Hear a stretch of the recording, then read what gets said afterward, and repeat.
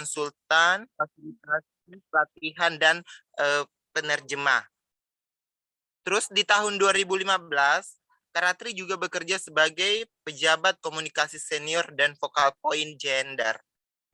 Dan Karatri juga adalah salah satu penulis yang sangat-sangat luar biasa. Terus ada Kak Bella. Kak Bella bekerja sebagai Rapid Response Officer di Jaringan Indonesia Positif. Karatri juga sebagai aktivis HIV/AIDS, dan Karatri juga bekerja sebagai asisten tenaga teknis kefarmasian di Apotik Ema Margahayu yang berlokasi di Bandung. Oke teman-teman, tanpa berlama-lama lagi karena waktu kita juga terbatas, jadi mungkin langsung saja saya berikan kepada narasumber pertama, ada Karatri. Karatri akan membahas topik terkait apa sih itu stigma dan bagaimana lapisan-lapisannya. Oke, mungkin waktu dan tempat saya persilakan kepada Karatri. Terima kasih.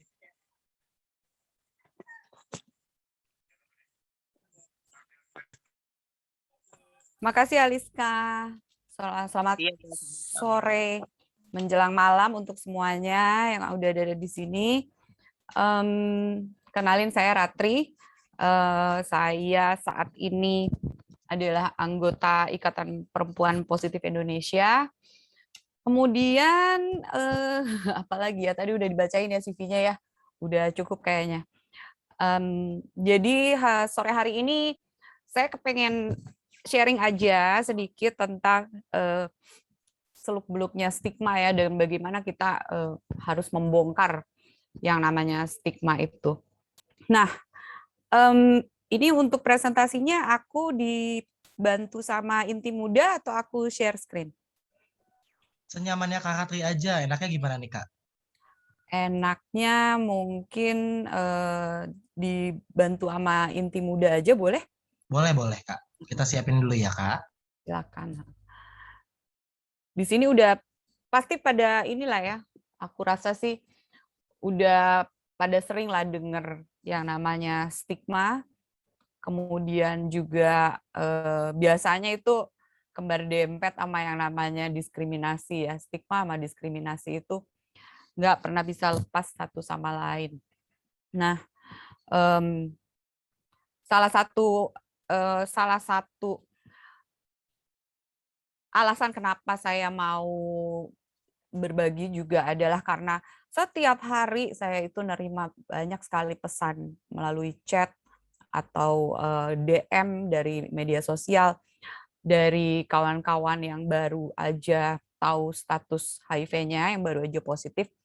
Ada bahkan beberapa yang juga belum tahu hasil pastinya, tapi mereka sudah sangat-sangat khawatir dengan apa yang namanya stigma. Oke, sekarang udah pada tahu kan ya, maksudnya udah pada sering dengar kan namanya stigma itu apa? Paling enggak dengar lah ya, maksudnya stigma, diskriminasi itu udah lekat lah ya sama kita. Nah, sekarang kita mau bahas deh dikit-dikit stigma tuh sebenarnya apa sih dan kenapa harus dibongkar. Next. Berikutnya. Oke.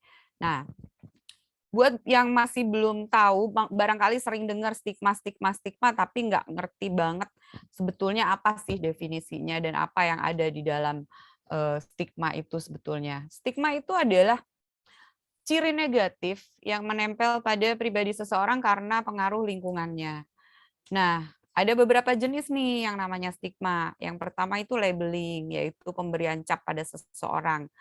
Ketika seseorang itu dianggap, misalnya, dianggap sesuatu ya, karena seorang perempuan sering pulang malam, kemudian dia dianggap sebagai perempuan yang nggak benar, terus akhirnya dicap sebagai perempuan yang nggak benar, itu adalah labeling. Kemudian ada yang namanya stereotyping atau tindakan menyamaratakan seseorang dalam satu kelompok setelah hanya mengenal satu atau beberapa di antaranya. Misalnya gini, Saya punya banyak kawan yang pekerja seks, dan saya juga sering berinteraksi, hangout sama mereka sebelum pandemi ya.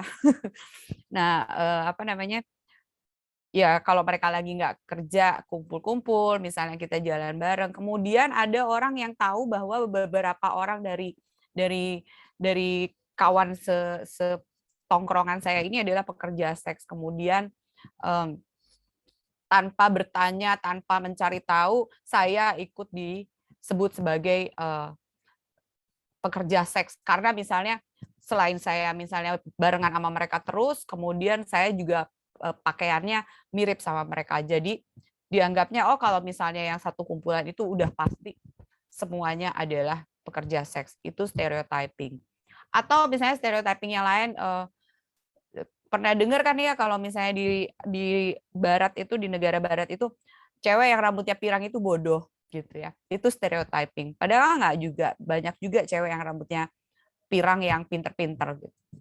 Kemudian ada yang namanya cognitive separation, atau anggapan bahwa seseorang itu berbeda secara kognitif, yaitu secara kondisi mental atau secara perspektif. Jadi ketika seseorang itu punya perbedaan gitu ya, perbedaan kondisi mental gitu, misalnya punya teman yang bipolar gitu, kemudian dia dipisahkan gitu. Jadi misalnya saya punya teman yang bipolar, kemudian saya baru tahu dia bipolar, kemudian saya nggak mau lagi mengajak dia berjalan nongkrong bareng misalnya atau ngopi bareng. Itu namanya cognitive separation, karena saya memisahkan dia dari kelompok saya hanya karena dia bipolar misalnya. Itu adalah salah satu bentuk stigma juga.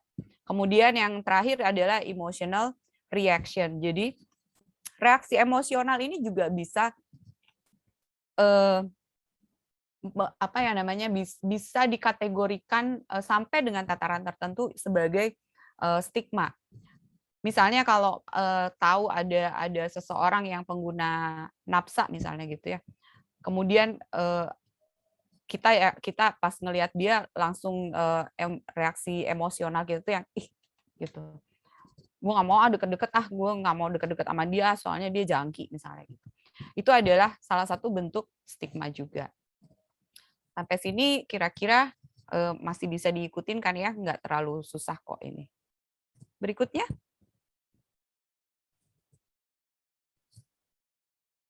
Nah, dari mana datangnya stigma?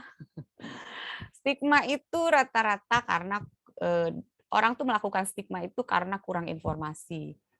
Kemudian kalau dapat informasi pun salah gitu ya. Terus juga tidak paham, tapi sotoy gitu. Jadi tahu sedikit tapi ngomong banyak gitu ya. Terus udah gitu sumber yang jadi referensinya salah. Nah, itu biasanya adalah akar dari terjadinya stigma salah satunya. Kemudian ada ketakutan yang berlebihan. Dan ada juga yang asalnya dari norma atau hukum adat.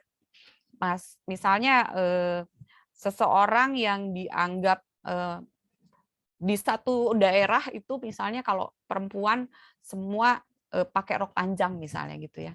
Roknya harus di bawah lutut di satu kampung misalnya. Kemudian ada satu perempuan yang dia keluar rumah pakai celana pendek. Nah, itu langsung deh dibilangnya, wah ini pasti nggak bener nih, soalnya dia nggak tahu adat di sini. Itu karena berdasarkan norma dari lingkungan sekitarnya, kemudian dia memutuskan untuk memakai sesuatu yang berbeda, langsung dia mendapatkan label negatif.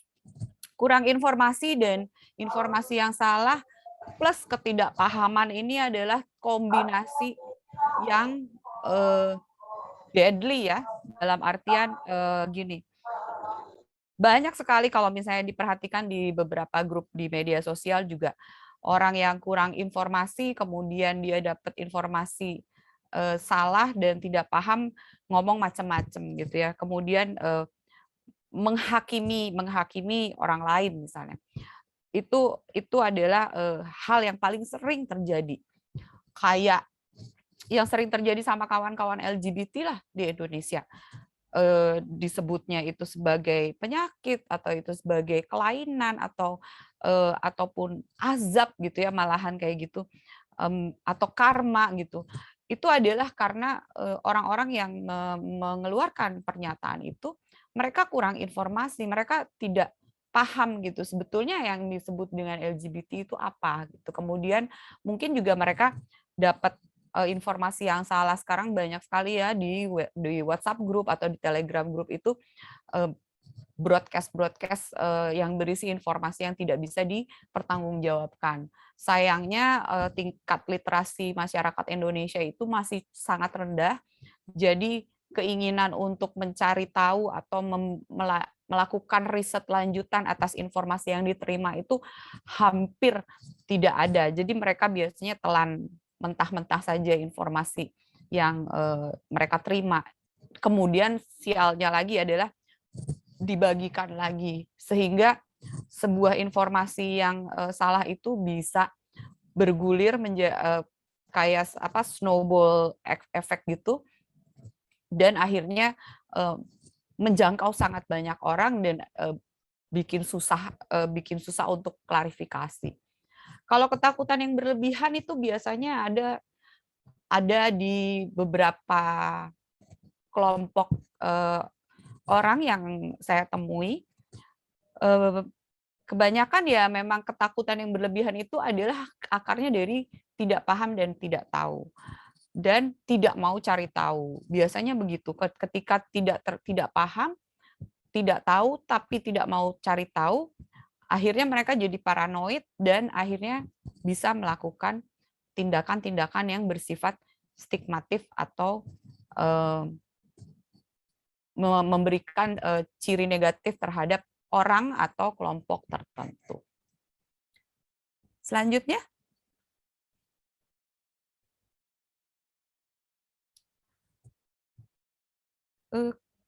kecepatan. Nah, ya. Ada yang namanya stigmatisasi. Nah, stigmatisasi ini biasanya ada 3. Yang pertama adalah actual stigma. Actual stigma itu stigmanya terjadi, terlihat, dan terasa. Seseorang datang ke layanan kesehatan gitu ya, kemudian dia positif, dia memang HIV positif, dia datang ke layanan kesehatan mau ambil obat, misalnya mau ambil ARV, terus susternya atau perawat yang jaga itu judes gitu. Kemudian terlihat tidak ramah gitu ya, tidak helpful gitu. Itu kan terjadi, terlihat, dan terasa.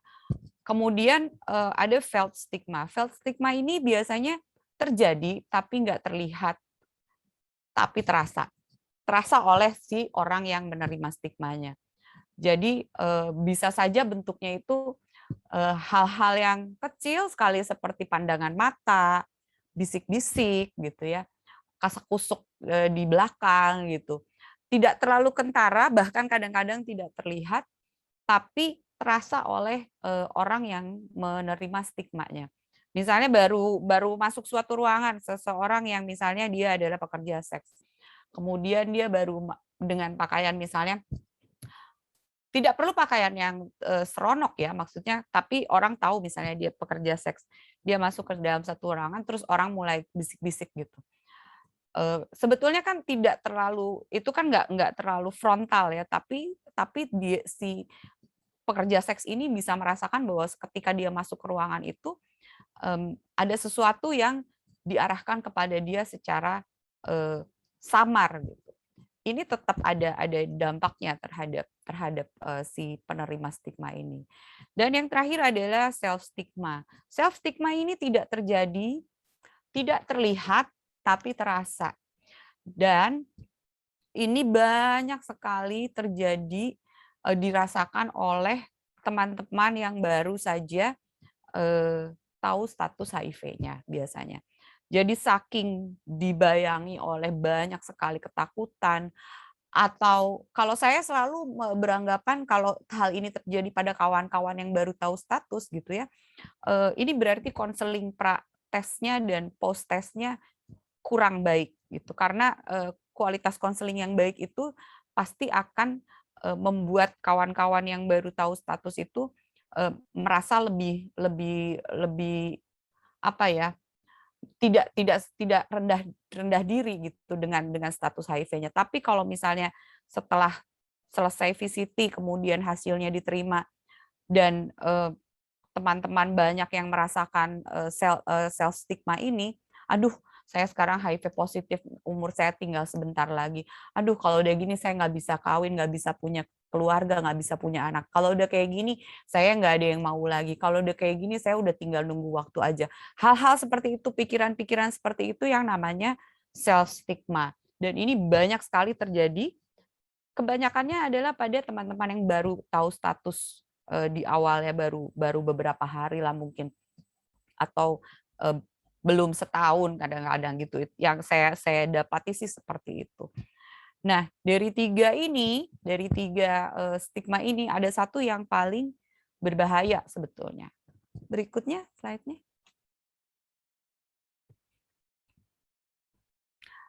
Self stigma destroys faster than HIV. Kenapa self stigma itu lebih merusak, lebih cepat menghancurkan ketimbang HIV? Karena gini, ketika seseorang dinyatakan positif HIV, kemudian dia melakukan self stigma, yang mana sebetulnya mungkin lingkungannya tidak melakukan stigma terhadap dirinya. Tapi karena dia dipengaruhi oleh pikirannya sendiri, akhirnya dia menutup diri dari lingkungan sekitar. Banyak ini yang terjadi. Dulu saya pernah ketemu seorang yang positif di Kenya, itu dia menutup diri selama 8 tahun sejak pertama tahu statusnya. Dia melakukan self stigma dan dia sharing bahwa sebetulnya tuh nggak ada yang menstigma dia. Keluarganya sangat mendukung gitu ya, kemudian kawan-kawannya juga nggak ada yang menjauh, tapi dialah yang menjauhkan diri dari lingkungan sekitarnya. Karena apa? Karena itu pikiran-pikiran yang dia miliki tadi gitu, self stigma itu, bahwa dia sudah nggak akan berumur lama, kemudian juga dia udah nggak ada gunanya, dia nggak akan bisa produktif. Hal-hal negatif yang memenuhi pikiran ini justru bisa menghancurkan seseorang itu jauh lebih cepat ketimbang virus HIV-nya sendiri gitu. Karena gini, kalau misalnya seseorang itu positif HIV kemudian dia menjalani hidupnya dengan biasa aja, dalam artian tidak melakukan self stigma, tidak akan ada kegiatan hariannya yang bisa terganggu. Ini saya jamin. Karena bukan apa-apa. Saya juga 17 tahun hidup dengan HIV dan tidak pernah sekalipun ya kegiatan pribadi saya dalam artian relasi dengan rekan kerja, relasi dengan keluarga, relasi dengan anak, dengan pasangan itu nggak pernah terganggu karena saya sangat menghindari yang namanya self stigma ini. Cuma memang kembali lagi seperti yang tadi saya bilang, kualitas konseling pada saat kita melakukan VCT itu memegang peranan yang sangat penting. Bagaimana seseorang itu bisa menjalani hidupnya setelah HIV positif, tahu bahwa dia HIV positif. Kalau saya dulu dapat konselornya bagus banget ya, udah almarhum Suster Ros di Rumah Sakit Bungsu. Beliau itu menyampaikan dengan sangat jelas, kemudian juga sangat sederhana bahasanya, tidak banyak terminologi yang saya anggap jelimet pada saat itu, dan cara menyampaikannya itu juga membuat saya tenang gitu. Jadi ketika kembali ke rumah, saya tuh nggak ada pikiran-pikiran negatif sama sekali karena Suster Ros sendiri bilang bahwa Ratri, kamu akan baik-baik aja. Nanti kalau sudah waktunya, jangan lupa minum ARV. Jadi kalau dulu tuh minum ARV tuh nggak langsung, guys. Zaman aku dulu minum ARV itu tunggu CD4-nya ngedrop sampai di bawah 200 baru dikasih ARV. Kalau sekarang kan teman-teman yang positif tuh kan begitu tesnya reaktif langsung dikasih ARV. Nah, tapi dulu saya mungkin punya waktu untuk mempersiapkan diri menjalani terapi, mempersiapkan diri beradaptasi dengan status kesehatan saya yang baru ini, bagaimana saya harus menghandle urusan stigma kalau mengalami. Kalau sekarang mungkin tidak ada lagi kemewahan itu buat kawan-kawan yang baru tahu status, karena begitu hasilnya reaktif langsung masuk terapi ARV. Secara medis itu bagus sebetulnya karena diberikan pada saat masih sehat gitu ya, belum ngedrop, tapi di sisi lain persiapan mentalnya yang kurang. Makanya kalau sekarang banyak yang melakukan self stigma, saya nggak terlalu kaget gitu, karena memang tidak diberikan waktu yang cukup untuk bersiap diri. Next. Nah, berikutnya apa? Nah, yang namanya stigma ini kembar dempet nih sama diskriminasi. Kalau yang awalnya stigma, ujung-ujungnya adalah diskriminasi.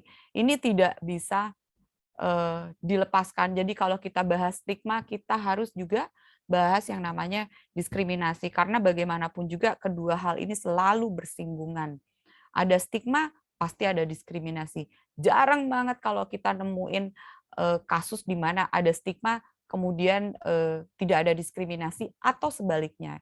Pasti ada stigma sebelum ada diskriminasi. Selanjutnya. Diskriminasi itu apa sih? Oh, diskriminasi itu adalah pembedaan perlakuan.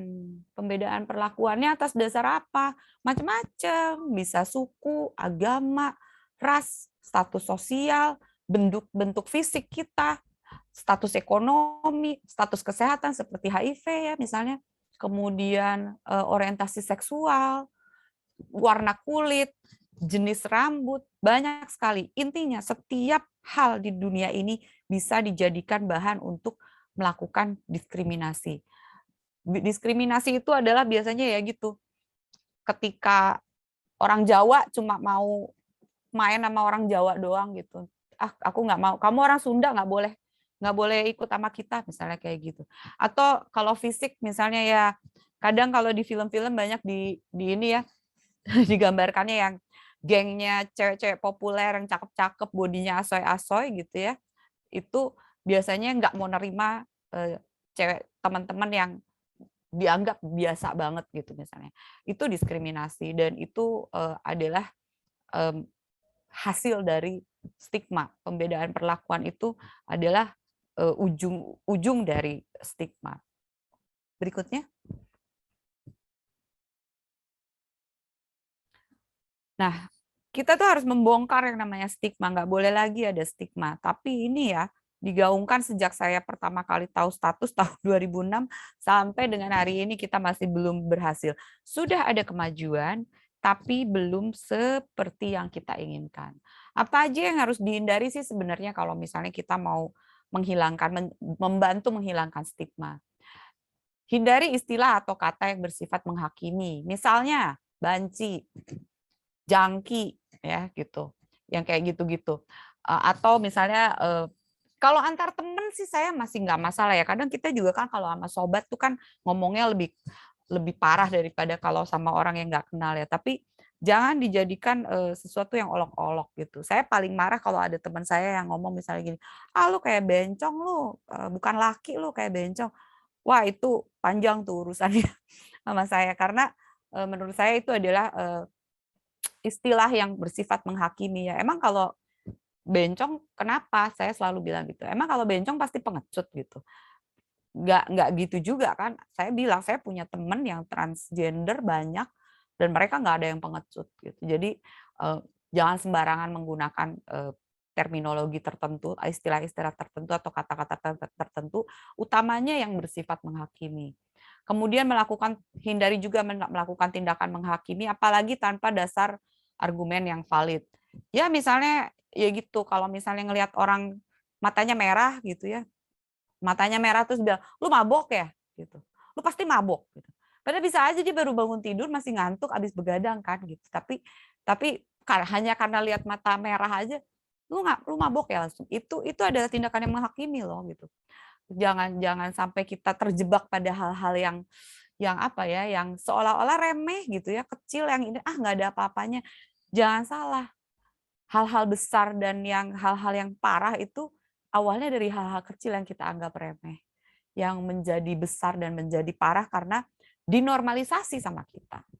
Kemudian juga hindari menilai seseorang hanya berdasarkan informasi yang kurang akurat. Dari gosip misalnya, kata si ini ya, kata Davi, kata Davi ya si rumah yang itu teh isinya adalah misalnya itu gigolo semua. Terus kemudian keluarlah seorang cowok yang ganteng dari rumah itu ya, rapi, metroseksual, cakep, wangi gitu tuh kan, pasti gigolo tuh kalau udah kayak gitu. Ngapain juga dia cuma ke warung doang misalnya, terus harus dandan kayak gitu kalau nggak mau jual diri. Itu adalah menilai berdasarkan informasi yang kurang akurat. Padahal mungkin dia emang orangnya rapi aja kan, kita nggak tahu kan. Harus mau cari tahu tentang apapun yang kita lihat, kita dengar ya, informasi yang kita dapat. Mulailah menggunakan kata atau istilah yang netral. Nggak usahlah pakai jangki, pakailah pengguna narkoba atau pengguna nafsa. Janganlah pakai istilah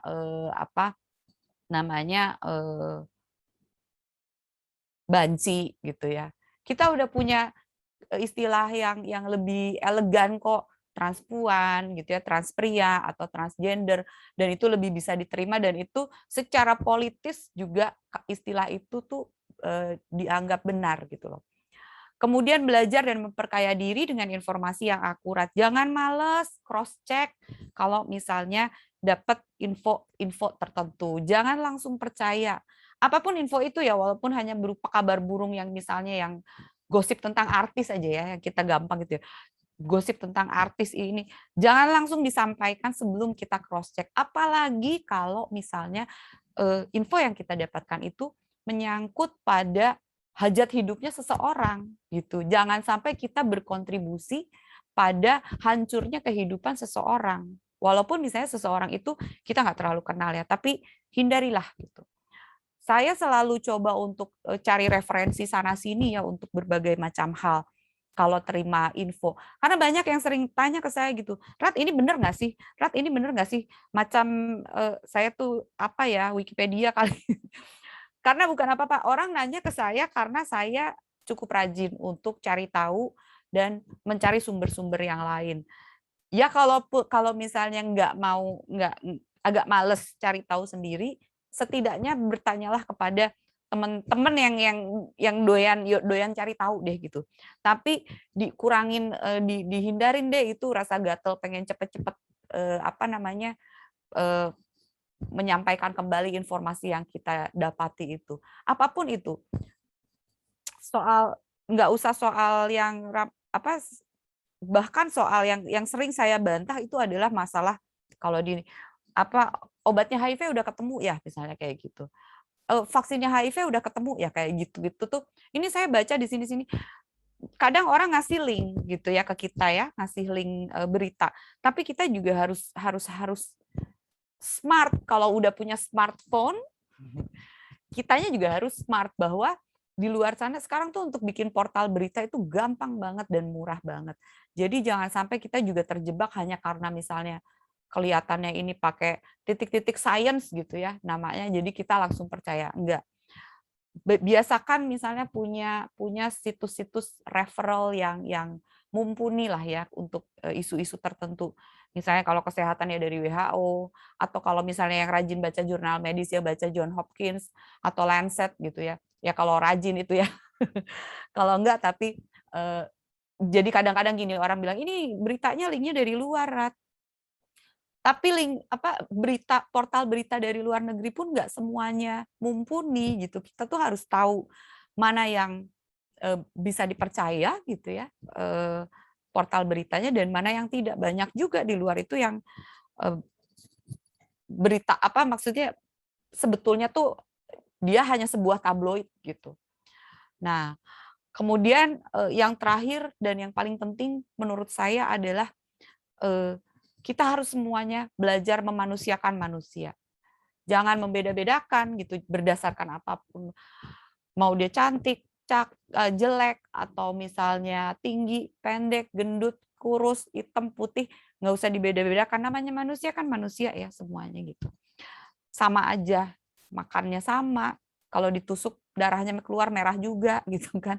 Nggak ada yang darahnya warna hijau atau kuning kan, semuanya sama. Dan memanusiakan manusia ini adalah sesuatu yang gampang-gampang susah, tapi penting untuk dilatih dan dilakukan supaya kita semua bisa menghindari melakukan tindakan-tindakan yang bersifat stigmatif gitu. Karena bukan apa-apa. Kita harus ingat kalau misalnya kita tuh nggak bisa hidup sendiri. Kita selalu hidup perlu orang lain. Saya sebagai seorang yang introvert gitu ya, yang saya senang dengan kesendirian pun masih tetap butuh orang lain. Dan bagaimana caranya kita bisa membangun relasi dengan orang lain kalau misalnya kita tidak belajar memanusiakan orang lain gitu.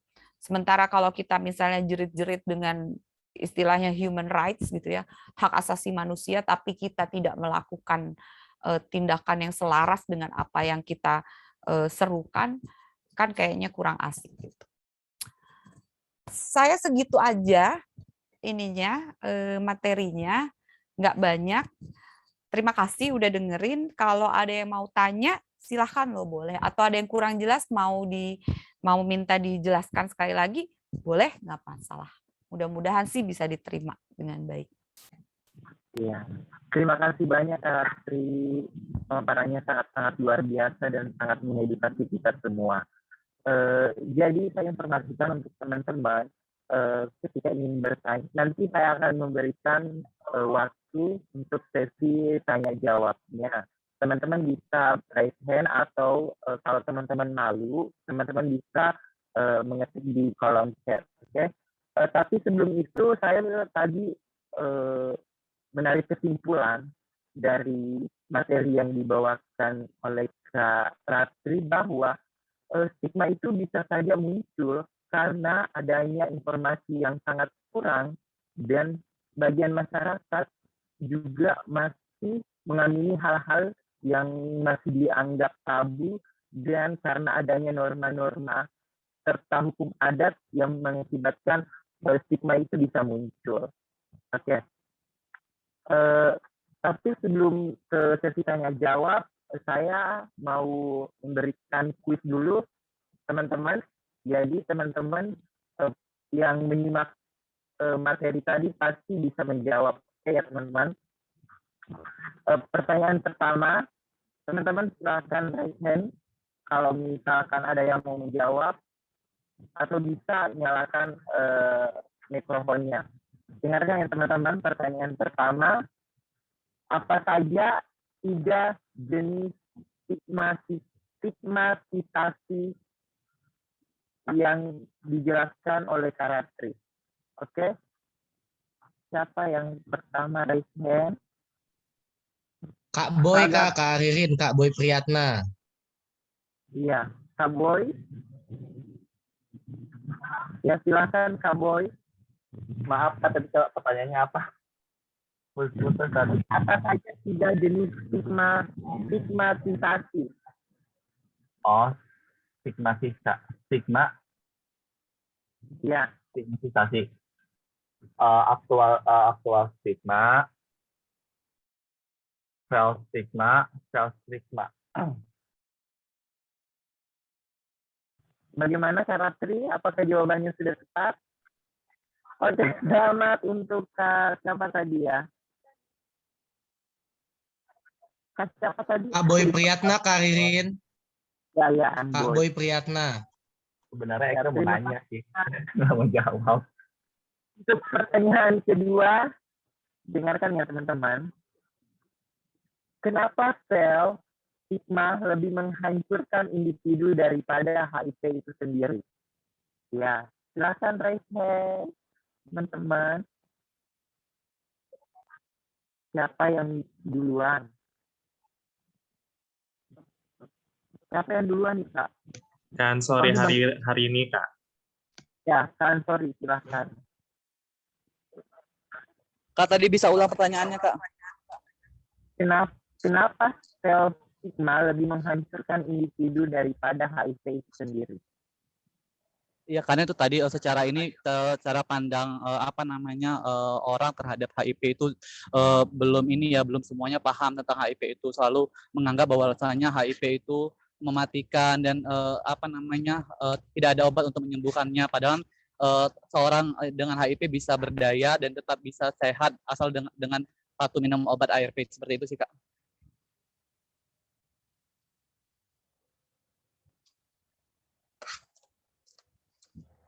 Kak Ririn masih di mute, Kak. Ya, bagaimana Kak Ratri? Apakah jawabannya sudah tepat? Atau masih Kurang dikit aja. Maaf ya Kak, sorry. Kentang. Ada yang lain? Yang selanjutnya Kak Mansur, Kak. Ya, Kak Mansur silahkan.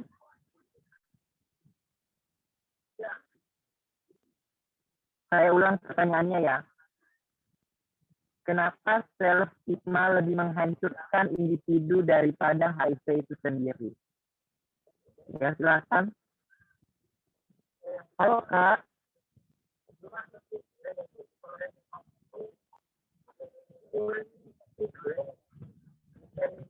Oh, Kak Mansur kayaknya nyerah deh. Ya, ada yang lain? Selanjutnya Kak Ogi Agazi, Kak. Ya, silakan, Kak. Oke, terima kasih kesempatannya. Itu kenapa self stigma itu bisa lebih menghancurkan daripada HIV sendiri, yaitu karena teman-teman yang dengan status reaktif sebenarnya membutuhkan dukungan untuk suksesnya pengobatan mereka, bukan stigma, juga bukan diskriminasi yang mereka butuhkan, melainkan di sini adalah dukungannya. Karena self stigma sendiri adalah yaitu stigma yang tidak terjadi, tidak terlihat, tapi ini bisa dirasakan. Jadi lebih kepada dirasakan di dalam hati sanubari yang terdalam mereka ya. Jadi karena itulah stigma ada yang dari luar itu lebih menghancurkan karena bisa mengagalkan pengobatan mereka juga. Ya, bagaimana Kak Ratri? Apakah jawaban dari Kak Ogi udah tepat? Tepat, yang ini baru nih. Oke, terima kasih Kak. Salam dari Kota Bukit Tinggi ya, Ogi PL Yayasan Akbar Sumbar. Oke teman-teman, informasi juga teman-teman kalau mau mengisi absensi silakan cantumkan nomor telepon untuk GoPay-nya ya teman-teman. Oke. Selanjutnya saya akan buka sesi tanya jawab dan teman-teman yang mau bertanya silakan raise hand atau bisa teman-teman mengetik di kolom chat. Oke. Sudah ada beberapa pertanyaan.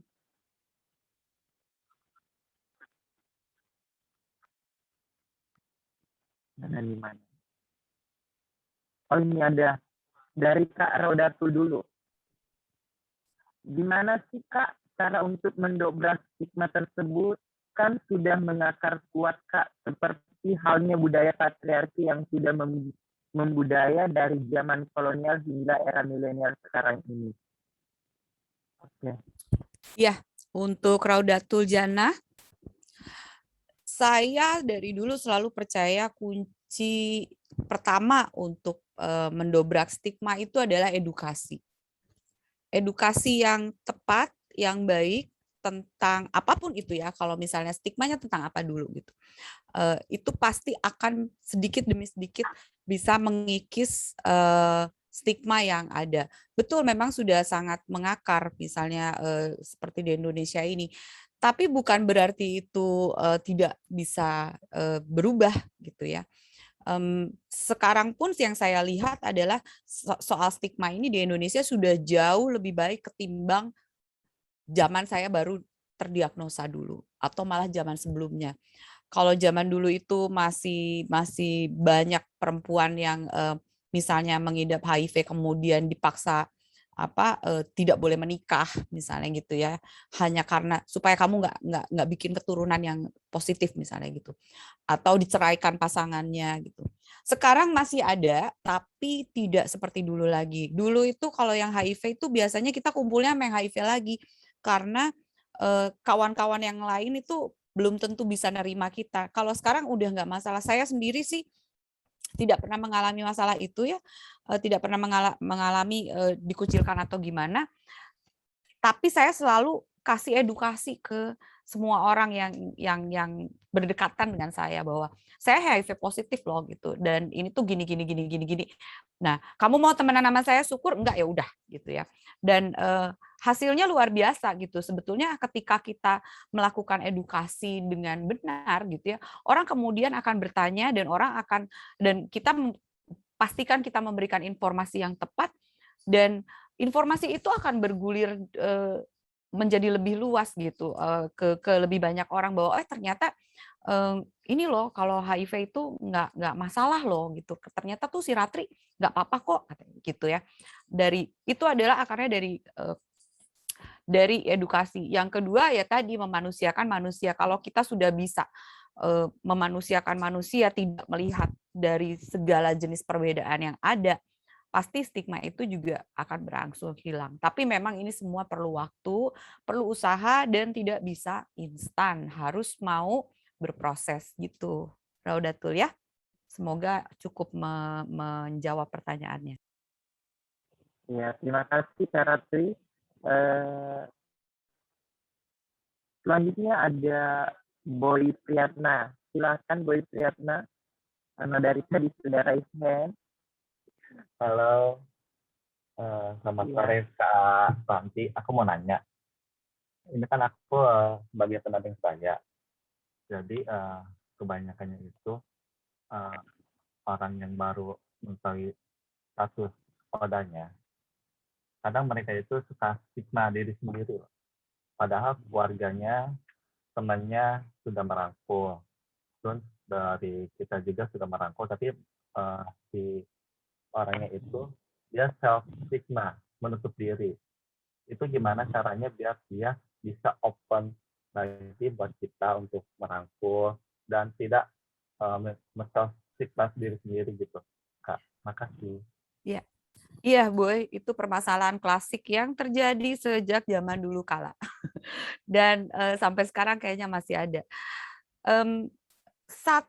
Satu hal yang kita harus ketahui dan kita harus sadari sebagai pendamping sebaya, saya dulu juga case manager, kalau dulu namanya case manager pendamping sebaya itu. Jadi kita juga mendampingi kawan-kawan yang lain yang sesama positif dulu ya. Semua orang itu harus memproses informasi yang mereka terima ya. Jadi kita harus mau kasih waktu ke orang ini untuk memproses realitanya dia ya gitu, yang baru terima hasil misalnya, kemudian hasilnya reaktif. Tapi gini, yang tidak boleh dilakukan adalah kamu dan keluarganya dan teman-temannya capek mendukung. Jangan sampai. Jadi harus terus kasih dukungan, harus terus kasih lihat bahwa kami nggak apa-apa loh, kamu dengan status HIV-mu kami nggak masalah misalnya gitu. Karena gini, saya percaya kesiapan mental setiap orang itu tidak sama. Satu itu. Kemudian juga tadi kualitas konseling yang ketika VCT itu juga menentukan bagaimana seseorang itu bisa menerima hasil tesnya dengan baik atau tidak. Jadi kita harus sadari banget itu bahwa kesiapan mental orang tuh nggak sama, kemudian kualitas konselingnya seperti apa kita harus juga pahami. Dan yang ketiga adalah setiap orang mempunyai jalan untuk berprosesnya masing-masing. Ada yang cepat, ada yang lambat, ada yang mungkin nggak perlu proses sama sekali, hampir nggak perlu proses sama sekali, gitu ya. Ada yang perlu waktu panjang.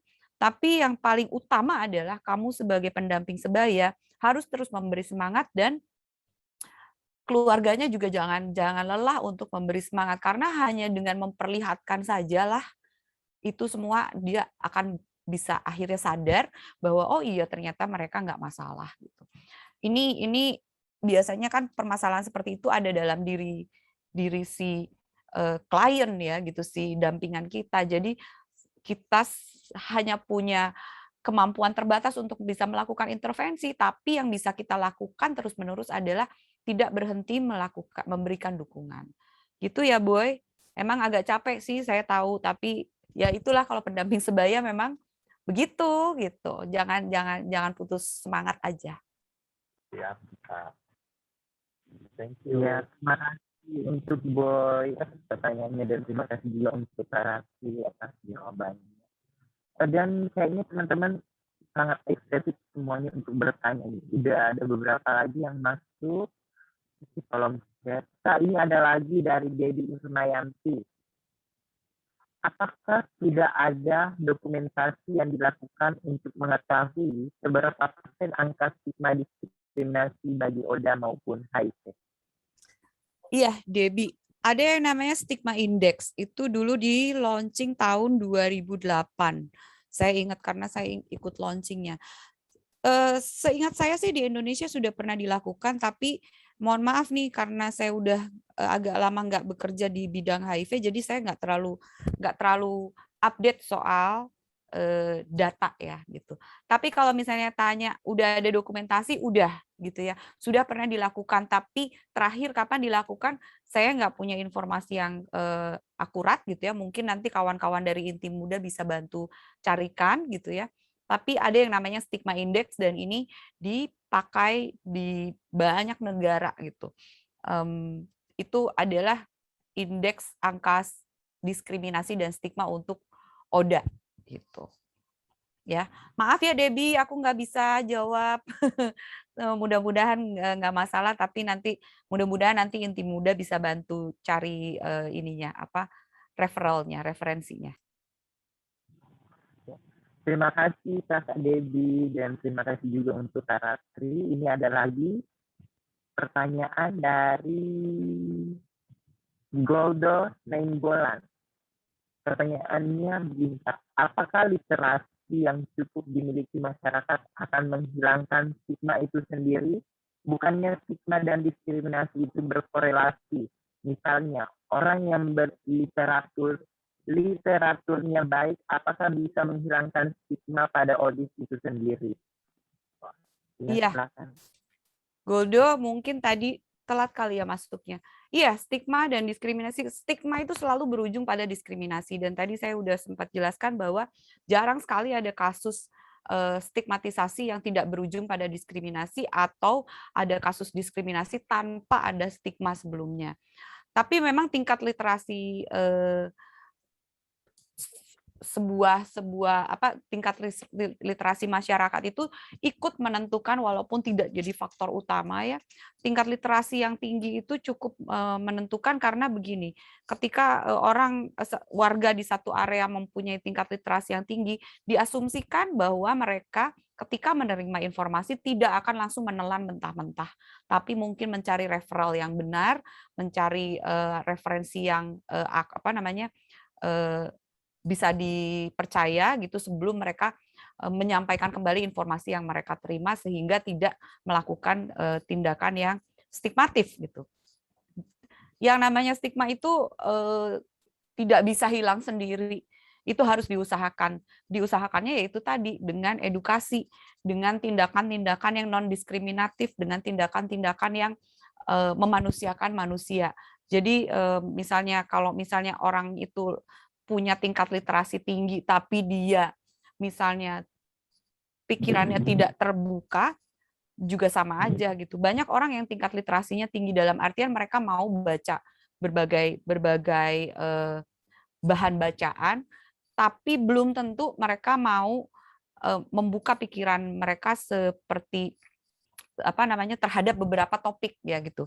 Saya punya contohnya adalah begini, saya punya kawan yang tinggal sekolah, tinggal dan kerja di luar negeri di Eropa.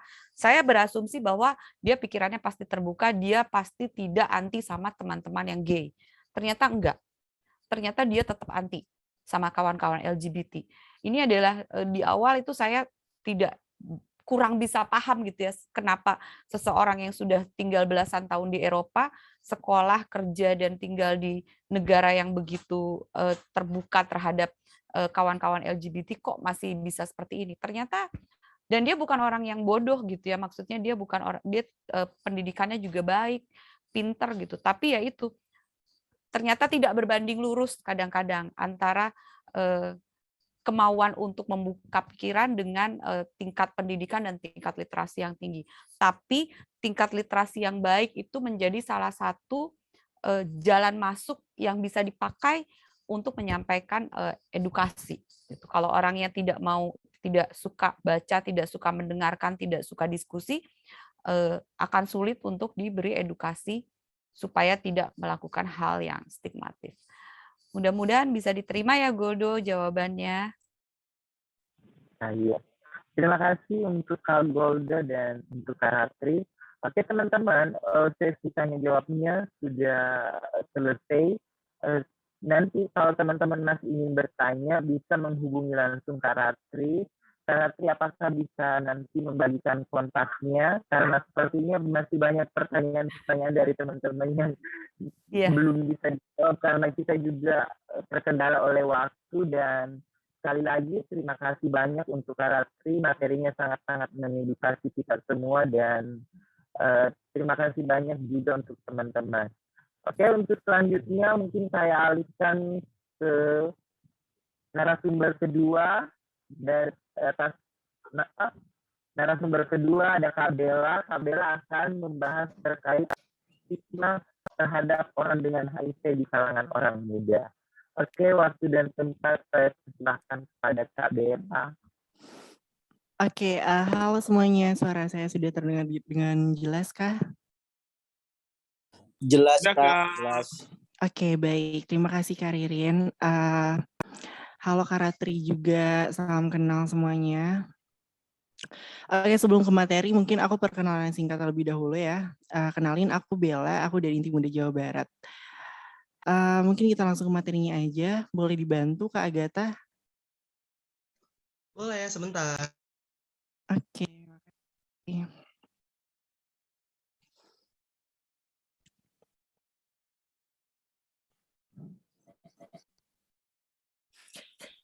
Oke, baik. Pada kesempatan kali ini, aku mau menyampaikan materi terkait stigma terhadap orang dengan HIV di kalangan orang muda ya. Kalau tadi sama Kak Ratri sudah dibahas tuntas tentang stigma dan diskriminasi secara umum ya, aku akan bahas lebih spesifik stigma terhadap orang dengan HIV. Oke, next slide. Baik, ini saya ulas lagi ya sedikit. Apa sih bedanya stigma dan diskriminasi? Tadi udah dijelasin juga sama Kak Ratri kalau stigma itu sifat negatif yang menempel pada pribadi seseorang karena pengaruh lingkungannya. Jadi kalau stigma ini tuh fokus di yang diberikan oleh masyarakat terhadap seseorang.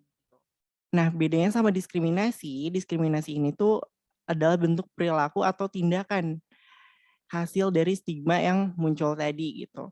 Contohnya nih ya, untuk stigma ini, misalkan orang dengan HIV ini tuh sangat berbahaya dan sangat menular gitu. Itu cap yang dilontarkan masyarakat kepada orang pengidap HIV. Lalu kalau diskriminasinya, tindakan yang terjadi adalah orang dengan HIV ini harus dijauhi dan dikucilkan, itu agar tidak dapat menularkan. Oke, jadi secara umum stigma dan diskriminasi udah jelas ya. Boleh next. Nah, kita akan bahas awal mula stigma terhadap orang dengan HIV ini muncul gitu. Jadi agak throwback ke masa lalu, kita belajar sejarah. Jadi kenapa stigma terhadap orang dengan HIV ini bisa muncul? Pertama itu bermula-mula dari mass media di Amerika tahun 1981, yang dimana mereka itu ngawur membuat istilah for age disease. Artinya semua pasien adalah orang Haiti, homoseks, hemofili, dan heroin. Nah, hemofili ini apa? By the way, hemofili ini adalah sebuah gangguan di mana darah sukar membeku gitu. Nah, jadi waktu itu awalnya itu karena mass media Amerika ngawur membuat istilah for age disease.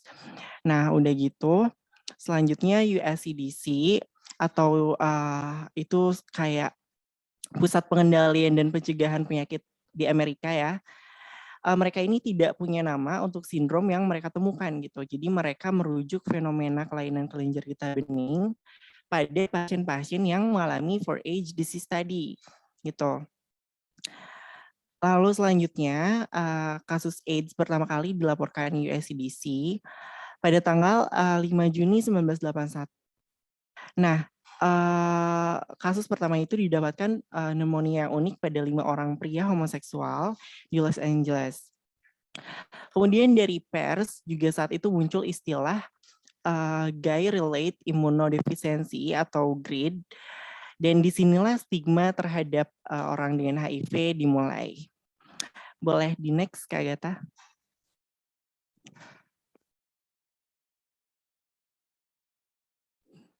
Oke, selanjutnya gimana? Selanjutnya, nah setelah didapati bahwa ternyata penyakit atau sindrom ini ternyata nggak cuman terjadi pada komunitas homoseksual aja. Jadi penyakit ini ditemui di komunitas yang lain gitu. Pada September 1982, CDC mulai memakai nama atau istilah AIDS atau yang kita kenal Acquired Immunodeficiency Syndrome. Nah, tapi walaupun udah pakai nama AIDS nih, sindrom ini udah terlanjur diberi stigma oleh masyarakat karena 4H disease tadi gitu sama GRID yang tadi. Jadinya udah terlanjur masyarakat udah tahu itu dan udah menstigma itu secara tidak langsung ya. Meskipun udah ganti istilah, tetap aja stigmanya ke bawah-bawah nih berkelanjutan. Dan pada akhirnya banyak mitos dan gosip muncul juga nih seputar HIV AIDS yang semuanya tuh semakin memojokkan penyandangnya sampai sekarang gitu. Boleh next?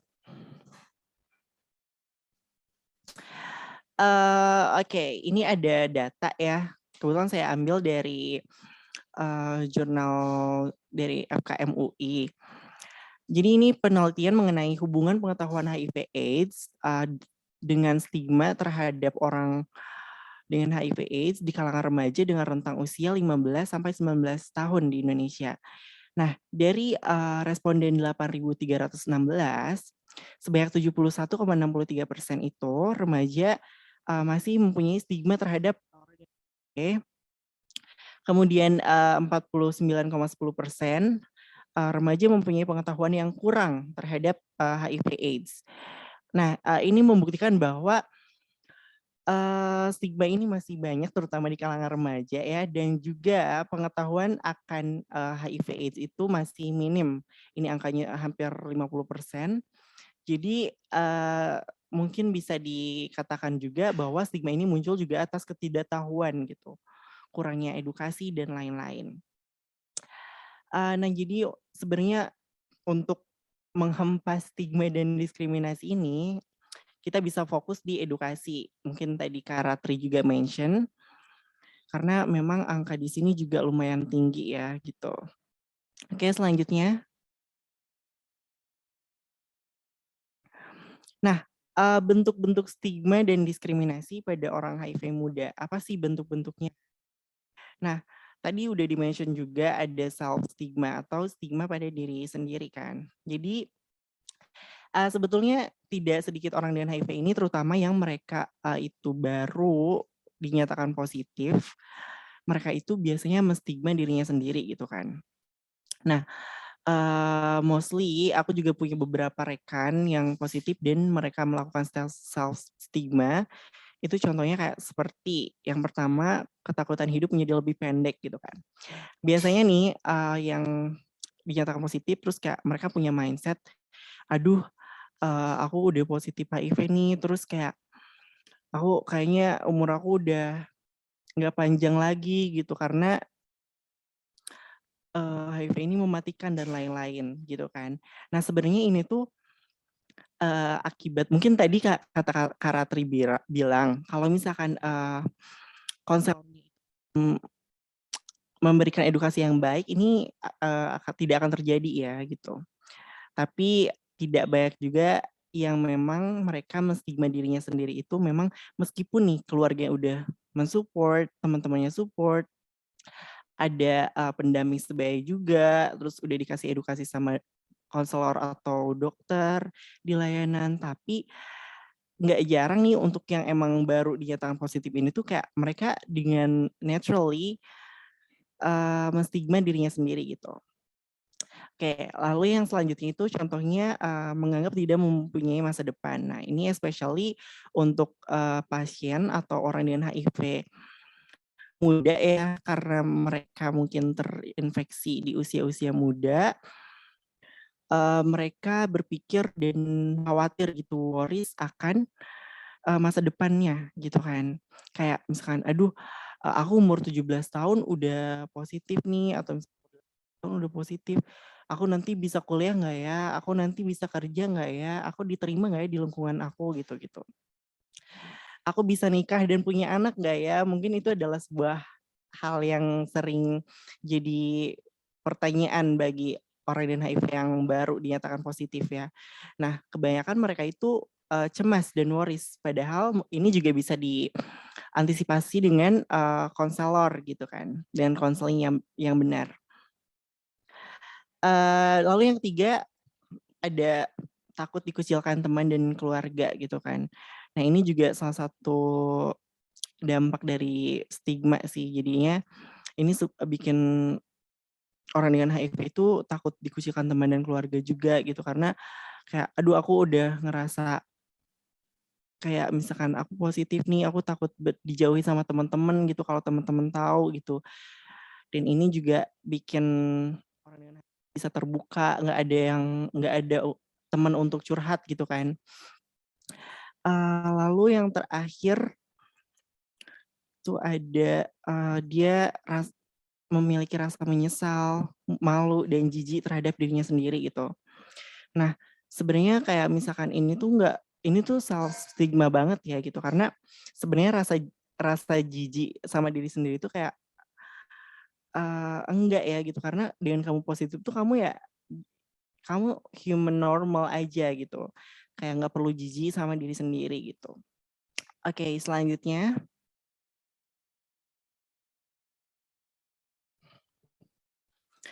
Nah, selanjutnya ada stigma di lingkungan keluarga dan masyarakat gitu.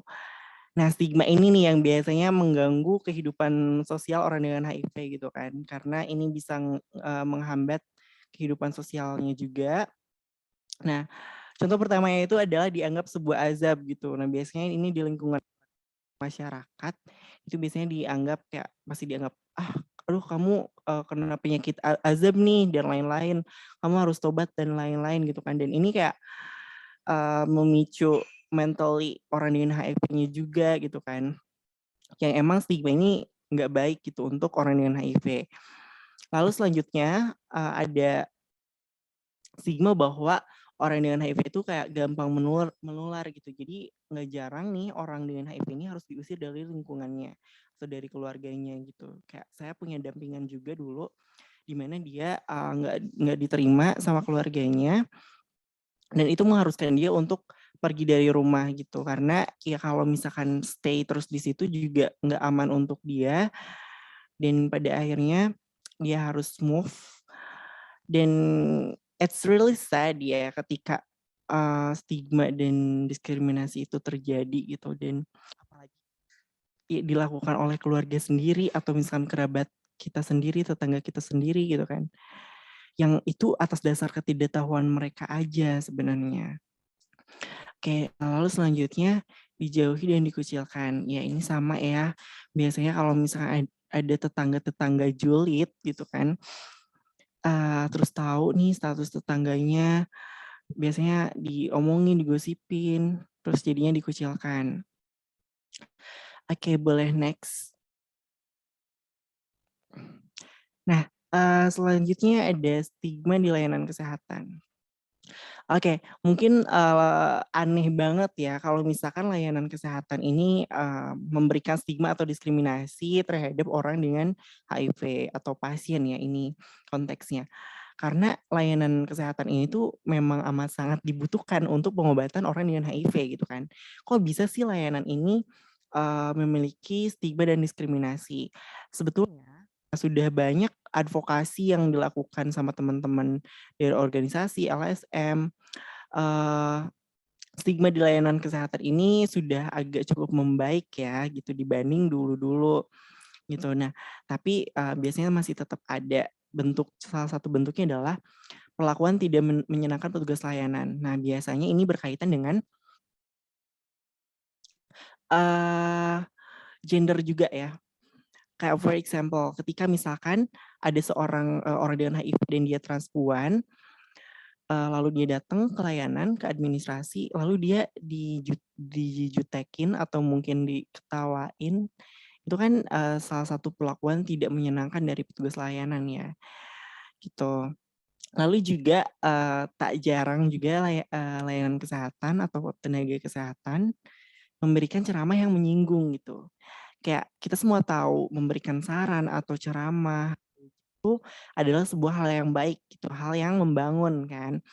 Tapi kadang kita juga harus tahu kondisi dan tahu metodenya yang tepat, yang baik dan benar itu kayak gimana gitu. Karena nggak semua orang bisa nerima itu gitu, dan nggak semua orang itu nggak gampang tersinggung gitu. Ada beberapa sebenarnya kayak misalkan contoh kasusnya ini juga berhubungan dengan gender ya, misalkan untuk LSL atau lelaki berhubungan seksual dengan lelaki, biasanya dikasih ceramah gitu.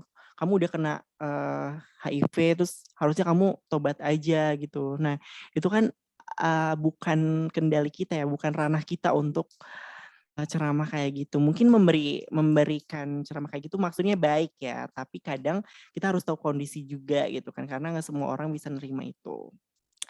Itu salah satu bentuk diskriminasi di layanan. Lalu juga yang terakhir ada kesulitan untuk akses ke layanan. Ini sebenarnya terjadi sama pendamping saya juga ketika dia itu dapat komorbid atau penyakit penyerta lainnya ya, yang mengharuskan dia untuk operasi, di mana operasi untuk orang dengan HIV ini biasanya harus di kelas A, di rumah sakit kelas A. Nah, untuk pakai BPJS ya, waktu itu harus ngikutin alur dari Paskes pertama. Nah, udah gitu ke RS tipe B atau C atau D, lalu nanti bisa dirujuk ke rumah sakit tipe A. Nah, pas waktu di rumah sakit tipe B itu, dia dapat kesulitan, benar-benar kesulitan banget, dan juga dia dapat salah satu perlakuan tidak menyenangkan dari layanan. Ketika dia ngasih rekam medis nih ke dokternya, lalu dokternya sama sekali kayak udah lihat tesnya, dia sama sekali nggak mau meriksa, nggak mau apa-apa, dengan mimik muka dan gestur, dan dia ngomong kayak, "Oke, saya rujuk aja langsung ya," katanya gitu. Tapi dengan mimik muka dan gestur yang kurang enak gitu kan. Nah, itu adalah diskriminasi juga ya gitu. Dan ini agak fatal, kenapa? Karena untuk orang dengan HIV ini sangat perlu banget nih untuk akses layanan gitu. Karena memang mereka harus kontrol tiap bulan atau 2 bulan sekali untuk ngambil ARV atau ngambil obat HIV-nya juga. Jadi kalau misalkan dia ngerasa nggak nyaman sama layanan kesehatan, jadinya kemungkinan jadi dia nanti nggak akses layanan dan nggak minum obat. Dan itu akan berdampak pada kesehatan dia juga. Oke, selanjutnya.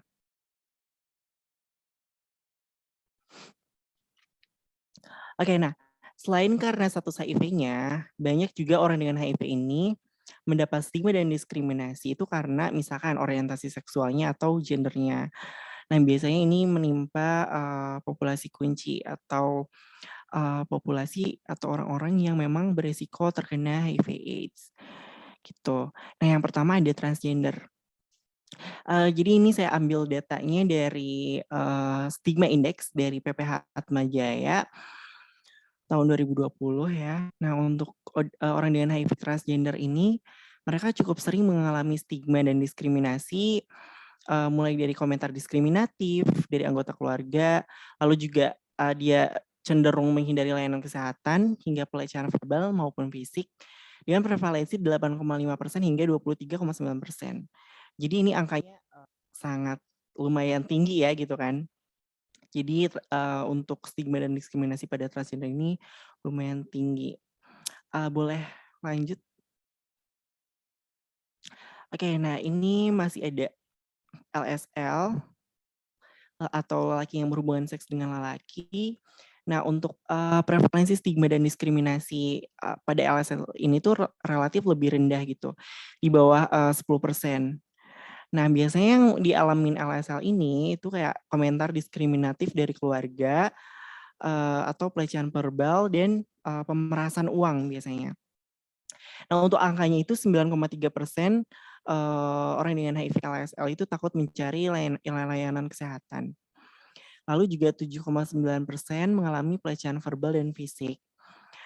Nah, selanjutnya untuk pekerja seks ya. Nah, ini sebenarnya hal umum yang dialami pekerja seks itu pelecehan verbal sebanyak 9,1%. Lalu juga orang HIV yang melakukan pekerja seks cenderung tidak mengungkapkan pekerjaan mereka, baik itu ke pekerja seks lain sebanyak 46,0%, lalu juga ke keluarga dan teman 34,4%, ataupun anggota masyarakat lain 31,8%. Dan yang terakhir ada pengguna nafza. Nah, biasanya stigma dari keluarga, terus tindakan menghindari layanan kesehatan, dan pelecehan verbal itu masih terjadi dengan proporsi yang 5% gitu. Jadi lebih rendah gitu. Oke, boleh next. Nah, apa sih dampak dari stigma dan diskriminasi ini? Yang pertama, itu tentu saja melanggar hak asasi manusia ya gitu. Lalu yang kedua, kesehatan mental menjadi terancam gitu. Nah, ini adalah hal yang really important ini karena ini menyangkut kesehatan mental pasien juga ya. Nah, dengan adanya stigma dan diskriminasi yang menyerang orang dengan HIV, yang seharusnya mereka kita rangkul nih, yang harusnya mereka kita dukung gitu kan, tapi mereka dapetin stigma dan diskriminasi, itu akan memperburuk kesehatan mereka gitu.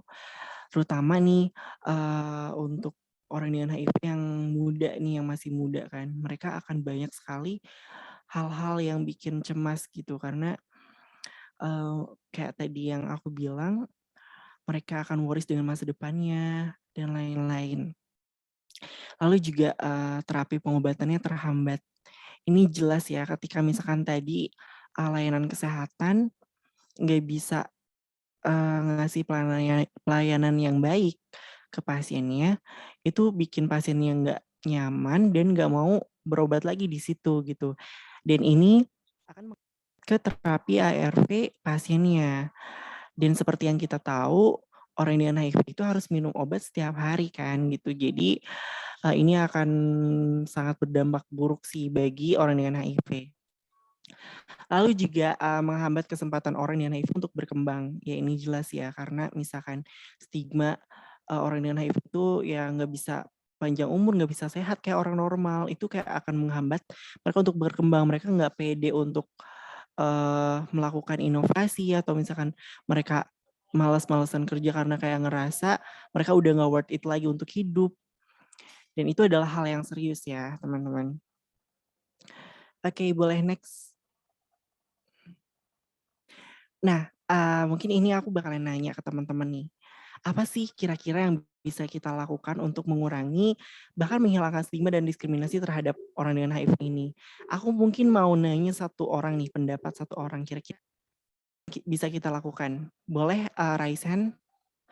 Mungkin boleh dibantu ya Kak Ririn? Oh iya, teman-teman. Oh ya, ini udah ada Kak Ansori. Oke. Boleh. Ya, silakan Kak Iya. Ansori.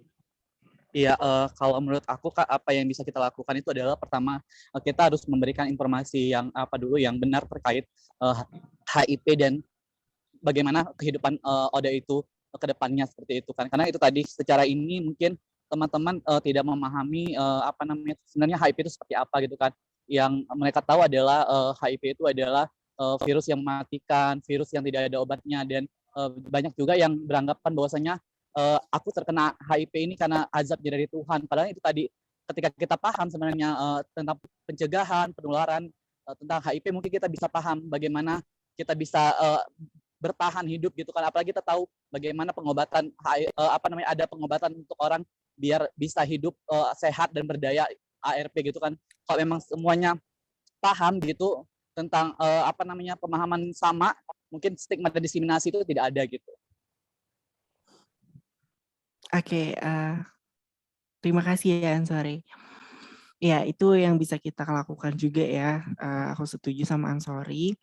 Terima kasih Ansori untuk jawabannya. Sebenarnya it's really complicated ketika kita akan melawan stigma dan diskriminasi ini gitu, karena ini hal yang benar-benar complicated ya dan berakar sangat luas.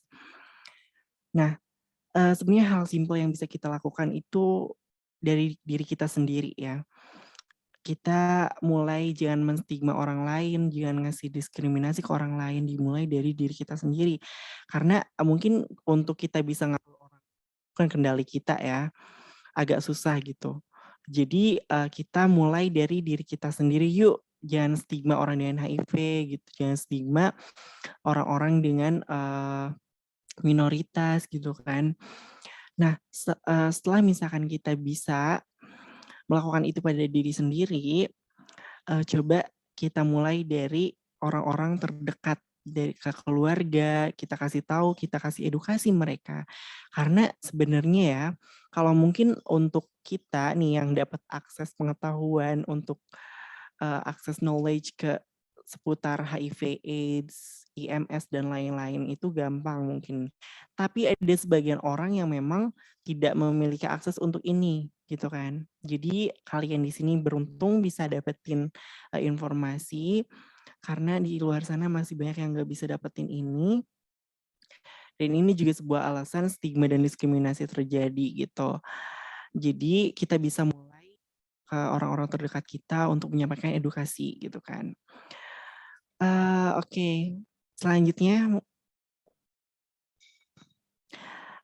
aku ini punya quotes. We won't see an end to the epidemic as long as people living with HIV or AIDS feel unsafe and are forced to the fringe of their communities. Jadi ini artinya kurang lebih kita nggak akan ngelihat kalau pandemi HIV ini tuh selesai kalau misalkan orang dengan HIV ini masih ngerasa nggak aman dan harus keluar dari komunitasnya.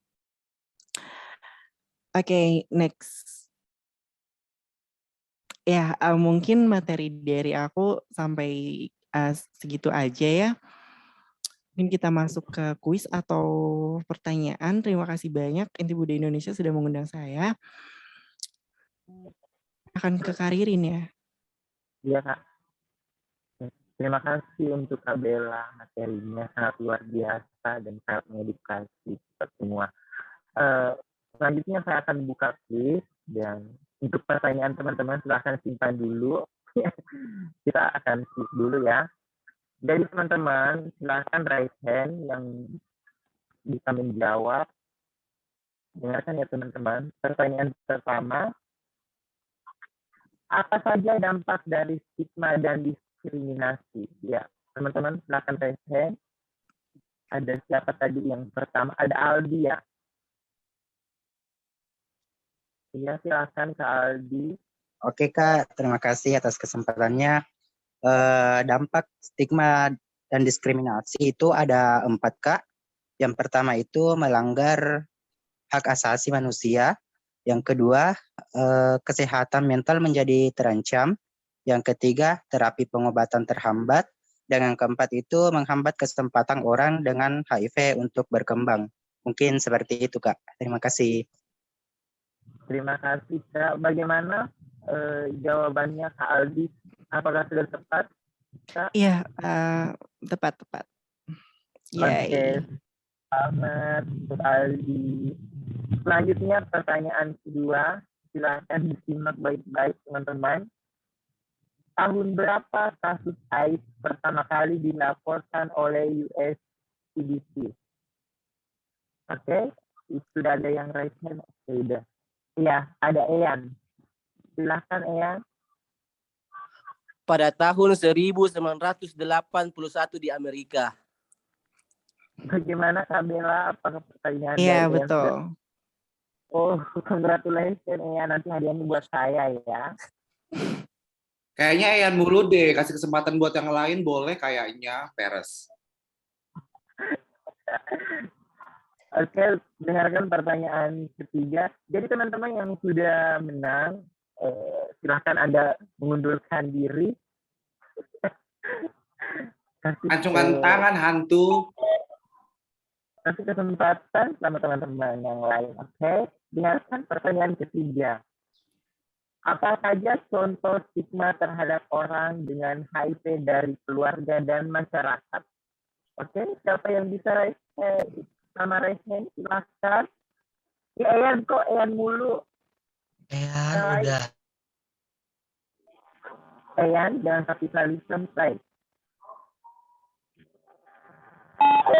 Ya, ada yang lain.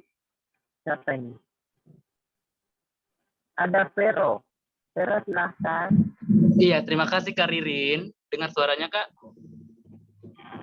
Apa? Halo? Iya, Kak Ririn?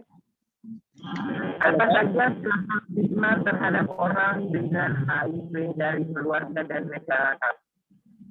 Iya, di sini ada kehidupan sosial orang dengan HIV banyak terhambat dikarenakan banyaknya stigma dan diskriminasi di masyarakat, seperti dianggap sebuah azab, gampang menular, sehingga tak jarang orang dengan HIV harus diusir dari lingkungannya, dijauhi dan dikucilkan, Kak. Bagaimana Sabella? Apakah jawaban dari Vero sudah tepat? Iya, betul. Oke, terima kasih, Kak. Oke, terima kasih teman-teman sudah jawab pertanyaan-pertanyaan dari saya. Selanjutnya kita akan bisa jawab dan teman-teman yang ingin bertanya silahkan raise dan jika teman-teman mau berbicara silahkan tidak ada beberapa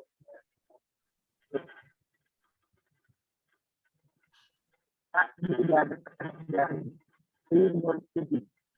Di masa pandemi COVID ini banyak yang sakit akses kesehatan, sakit di COVID. Ririn putus-putus.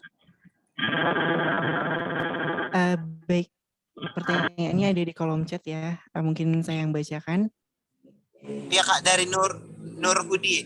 Di masa pandemi COVID ini banyak yang takut akses layanan kesehatan karena takut di-COVID-kan dan pembatasan aktivitas kerja, belum lagi stigma HIV. Apa solusinya, Kak? Oke, mungkin aku jawab ya. Sebenarnya ini dalam konteks mungkin orang dengan HIV akses ARV ya. Jadi di masa pandemi ini mungkin banyak pasien yang gitu kan. Tapi sebenarnya kalau memang nggak ada keluhan dan memang tujuannya untuk akses ARV atau untuk VCT, itu dia nggak akan ujuk-ujuk atau dia nggak akan tiba-tiba di-COVID-kan juga gitu kan. Jadi nggak perlu takut ya untuk datang ke layanan kalau memang perlu gitu. Tapi kalau memang misalkan nggak urgent-urgent banget, mending berobat di rumah aja gitu kan. Lalu mungkin kenapa kalau misalkan ada stigma nih, misalkan di satu layanan, kita bisa cari option yang lain. Misalkan kita cari akses layanan yang memang kata orang atau misalkan kata teman atau kerabat kita memang di situ nice banget pelayanannya gitu. Oke, semoga menjawab. Iya, terima kasih Kak Bella atas jawabannya. Oh, ini ada beberapa. Oh, Kak Ansori Hariri bilang kalau di layanan kesehatan nggak akan di-COVID-kan kalau tidak ada dilakukan pemeriksaan COVID. Oh iya, terima kasih untuk Kak Ansori. Iya, teman-teman siapa lagi yang mau bertanya? Atau kalau tidak ada, aku boleh nggak? Oke, Kak Ririn, saya mau bertanya, Kak. Saya Vero. Oh iya, silakan Kak Vero. Iya, Kak. Sedikit instruksi, Kak, dan saran ini untuk petugas lapangan yang lain-lain di seluruh daerah, baik di 33 provinsi, itu selain kita edukasi untuk pemberian materinya, itu juga kita harus membawa KIE. Jadi, fungsi KIE juga itu mereka bisa baca dan juga pembekalan untuk keluarga mereka jika mereka itu terstatus positif. Jadi dengan chat KIE itu mungkin insya Allah orang tuanya juga bisa akan menerima kita gitu kan. Jadi terkadang edukasi itu tidak memungkinkan. Yang penting adalah KIE hal utama. Jadi diwajibkan. Oke, itu aja Kak. Terima kasih. Baik, makasih Kak Vero Ya. tambahannya.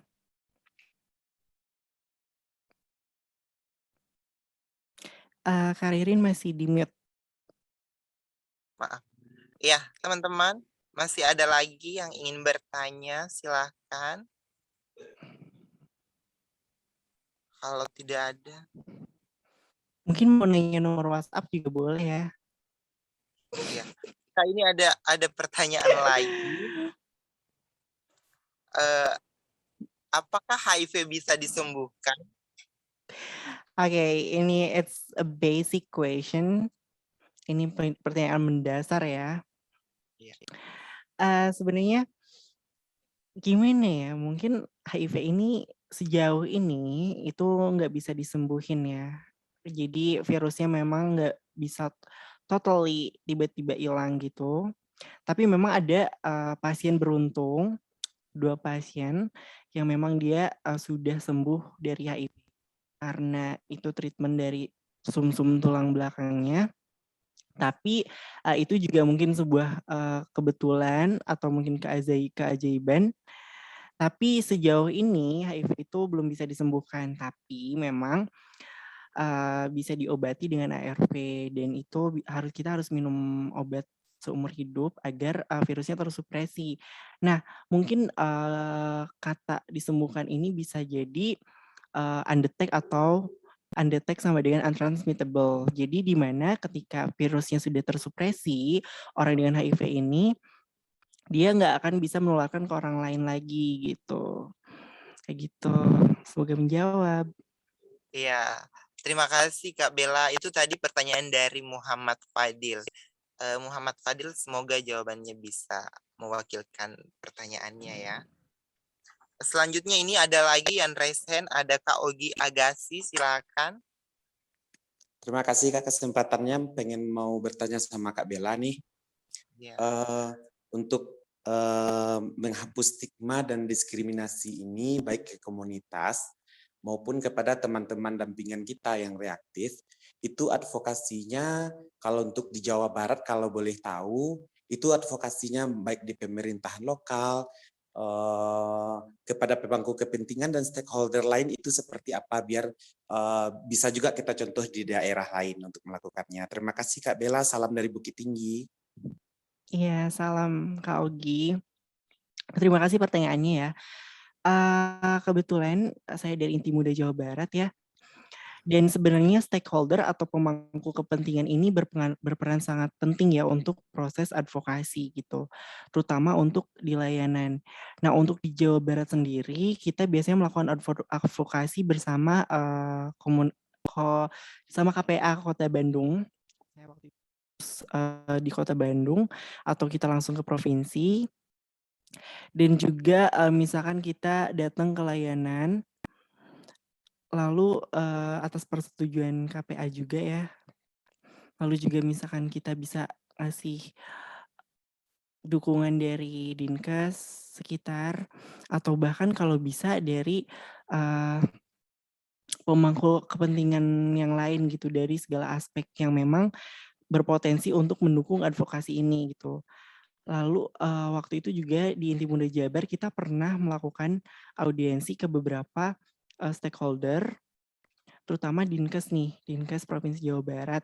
Karena dengan begitu kita bisa tahu juga nih layanan-layanan mana nih yang bisa akses ARV dan juga gimana cara advokasi ke mereka gitu kan. Nah, biasanya bisa dalam bentuk policy brief ya. Gitu. Jadi ketika misalkan ada sebuah hal yang mungkin tidak nyaman atau apa ya kayak misalkan layanannya buruk atau misalkan nggak sesuai standar gitu ya, mungkin kita bisa juga melakukan pengaduan. Tapi biasanya kalau misalkan dari LSM atau dari organisasi gimana cara ngelakuin advokasinya, kita bikin policy brief gitu. Gitu Kak Ogi, semoga menjawab. Terima kasih Kak Bella. Dan terima kasih juga untuk Kak Ogi, maaf. Ya, ini ada lagi Kak, ada Eyan dari Inti Muda Sulawesi Selatan. Silahkan Eyan. Halo, selamat malam. Selamat Hai, malam Kak Ririn, terima Ian. kasih. Halo Kak Bella. Materinya sangat menarik terkait stigma dan diskriminasi.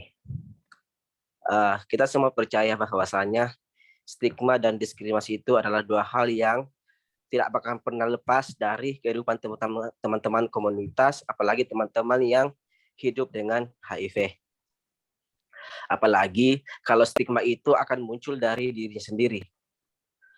Sedikit bercerita Kak tentang pengalaman ataupun situasi di lapangan, khususnya kami teman-teman di Sulawesi Selatan itu masih banyak sekali orang muda itu yang menstigma dirinya, banyak sekali.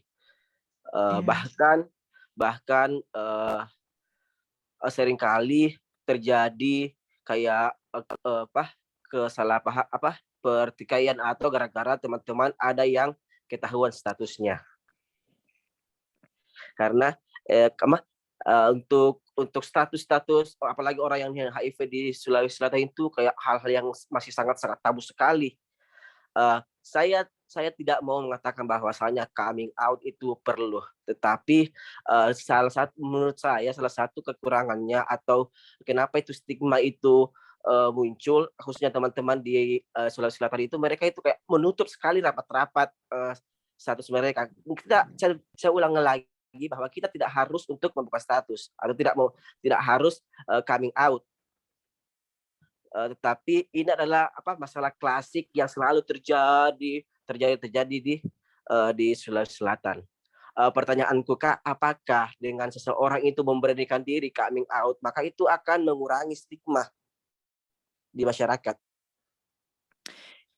Oke. Terima kasih Terima kasih. pertanyaannya, Ian. Oke, sebenarnya coming out atau tidak itu tidak begitu berpengaruh terhadap diskriminasi ya, gitu menurut saya. Karena kenapa? Karena kalau misalkan memang stigma yang sudah melekat itu malah bisa jadi nih, misalkan ketika orang dengan HIV ini di stigma, nah dengan dia coming out itu akan membahayakan dia gitu. Tapi memang yang dikatakan Ian itu benar ya, kita nggak perlu untuk coming out gitu kan. Tapi yang perlu digarisbawahi adalah ketika kondisi-kondisi tertentu memang kita harus coming out. Misalkan ketika kita akses layanan di poli lain selain HIV/AIDS, yang kemungkinan misalkan kita akan misalkan operasi dan mau nggak mau itu harus kita dicek darah dan kita harus bilang bahwa kita positif ke dokternya aja ya gitu, karena untuk memudahkan diagnosa. Tapi sebetulnya nggak bilang juga nggak apa-apa sih, karena biasanya ada di rekam medis layanan. Tapi biasanya coming out sama dokter atau layanan terutama buat konseling gitu, itu kadang diperlukan gitu untuk memudahkan pemeriksaan yang lain gitu. Nah, kalau misalkan balik lagi ke yang tadi, coming out itu belum tentu bisa menghilangkan stigma dan diskriminasi gitu. Ya, karena memang agak susah juga, tapi tergantung lingkungannya ya. Misalkan memang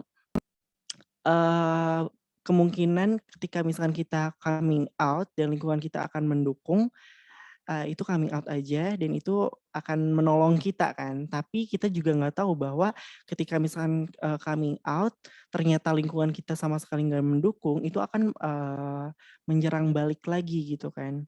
Jadi sebelum coming out, alangkah baiknya kita harus tahu situasi juga gitu kan. Dan sebenarnya kalau memang nggak perlu-perlu banget, nggak usah aja.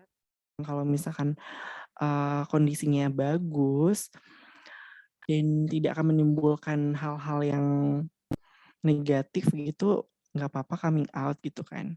Tapi kalau misalkan kita ngelihat kondisi ya, coming out itu nggak bisa ngilangin stigma atau diskriminasi gitu, nggak menjamin gitu Kayan.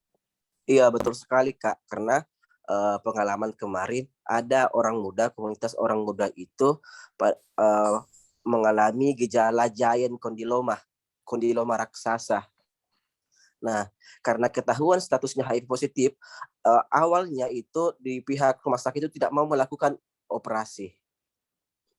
Nah, justru karena kasus ini maka diangkat di beberapa pertemuan. Nah, tentunya ini kasusnya psikomobilitas ini jadi terbongkar, bukan apa istilahnya kayak ketahuan banyak orang lah begitu, supaya yang awalnya tidak harus untuk ditahu banyak orang, tapi gara-gara adanya perlakuan stigma dari rumah sakit, makanya kita sama-sama mengadvokasi hal ini, Kak.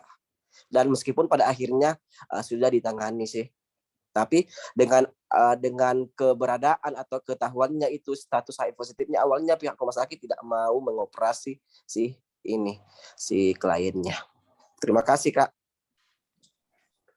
Oke, baik, makasih An.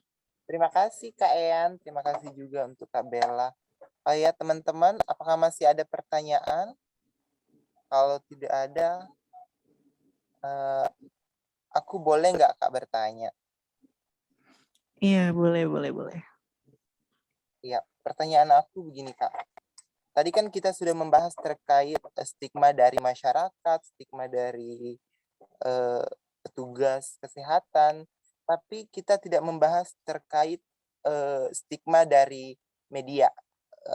Jadi ketika misalkan terjadi sesuatu hal yang diberitakan misalkan oleh media itu menimbulkan stigma, hal apa yang bisa kita lakukan atau tindakan pertama apa yang bisa kita lakukan untuk mencegah hal itu? Karena sekarang kan kita hidup di era digital, informasi itu bisa menyebar begitu cepat. Jadi tindakan apa yang bisa kita lakukan untuk meminimalisir hal tersebut? Ya, seperti itu. Terima kasih. Oke. Makasih ya Kak Ririn udah mention hal itu.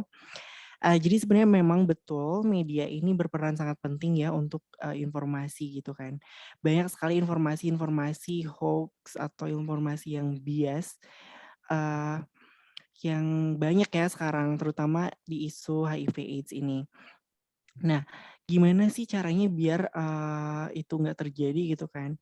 Nah, sebenarnya hal simpelnya itu adalah dari diri kita sendiri juga, kita harus bisa cross check mana informasi yang memang kredibel, mana informasi yang benar, dan mana informasi yang sekiranya hoax. Nah, sebenarnya itu gampang sekali ya bedain informasi hoax ataupun yang bias sama informasi yang memang fakta dan aktual ya. Saya mungkin di sini ada Erik teman saya juga. Saya kebetulan sangat kritis ya ketika mendapatkan informasi gitu. Kita bisa cross check di Google misalkan ketika kita dapat sebuah informasi entah itu dari media mana, misalkan Detik atau misalkan ada media manapun, kita cross check lagi informasi tersebut. Kita tulis ulang apakah memang betul atau misalkan itu ada yang bikin keterangan juga bahwa itu misalkan itu adalah hoax, informasi hoax. Biasanya ada yang bikin gitu kan. Nah, karena biasanya media-media yang baik dan kredibel mereka akan menyampaikan informasi semena-mena gitu kan. Iya. Dan mungkin kebanyakan hoax dibikin sama kita-kita masyarakat umum gini gitu kan yang ingin menyebarkan informasi yang buruk gitu.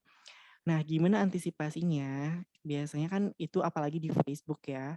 As far as I know, biasanya di Facebook banyak sekali informasi yang hoax. Biasanya orang tua sasarannya yang kena informasi hoax ini biasanya mereka share ke grup keluarga dan lain-lainnya.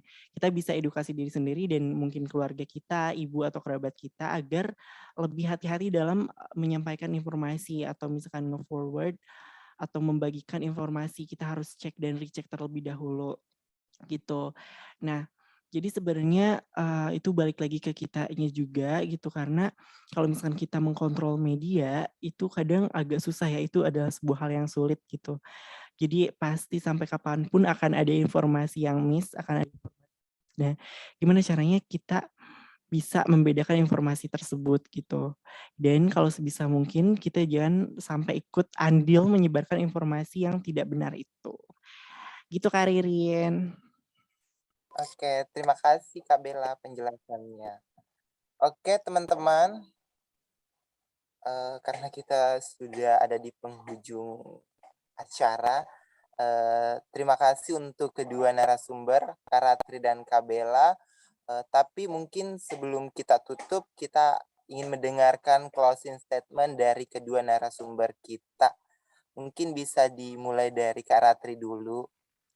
Ya, Kak Ratri, saya persilakan. Aduh, closing statement ya.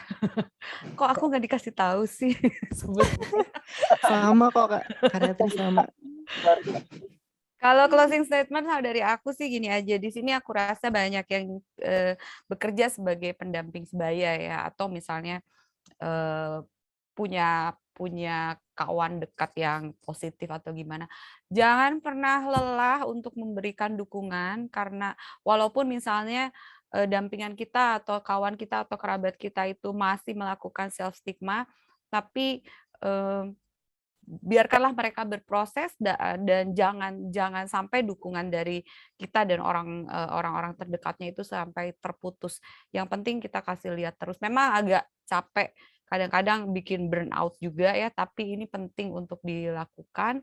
Semoga semuanya tetap semangat untuk memerangi stigma dan diskriminasi, karena generasi aku tergantung pada generasi kalian yang masih muda-muda ini. Jadi tetap semangat, kemudian jangan berhenti belajar, jangan malu bertanya, dan tetap cari tahu tentang perkembangan-perkembangan terkini di isu HIV, HAM, penggunaan nafsa, gender, dan yang lain-lain. Jangan sampai malas untuk cross-check informasi yang diterima. Itu aja. Terima kasih untuk closing statement-nya Kak Ratri. Selanjutnya untuk Kak Bella, silakan. Oke, mungkin dari aku simpel aja ya.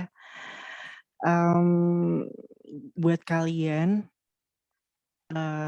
terutama orang dengan HIV di luar sana, semangat ya gitu. Semangat kita bersama-sama lawan stigma dan diskriminasi. Lalu juga jangan lupa untuk kita terus belajar dan melakukan segala hal yang baik, karena kita semua sama gitu kan, orang dengan HIV, orang normal, semuanya kita sama, punya hak yang sama, punya kewajiban yang sama, dan punya kesempatan juga yang sama gitu. Jadi bilang semangat aja untuk kita semua. Terima kasih. Oke, terima kasih Kak Bella. Baik, terima kasih untuk kedua narasumber kita atas materi yang diberikan. Semoga kita bisa menambah edukasi dan bisa kita implementasikan setelah kegiatan ini. Oke teman-teman, terima kasih juga atas waktunya. Tapi sebelum itu, silakan teman-teman nyalakan kamera dulu karena kita akan foto bareng ya kan, sebagai dokumentasi. Ya, silakan teman-teman nyalakan kameranya kalau bisa. Ya. Iya, bagaimana Kak Agatha? Ya, aku yang handle ya, Kak Ririn. Jadi untuk semua teman-teman yang berkenan buka kamera, bisa langsung tampilkan kameranya, dan aku hitung ya guys. Sudah, gaya yang tercantik, tergantang, tercakep kalian. Hitungan dari 100, 2, Kelamaan ya.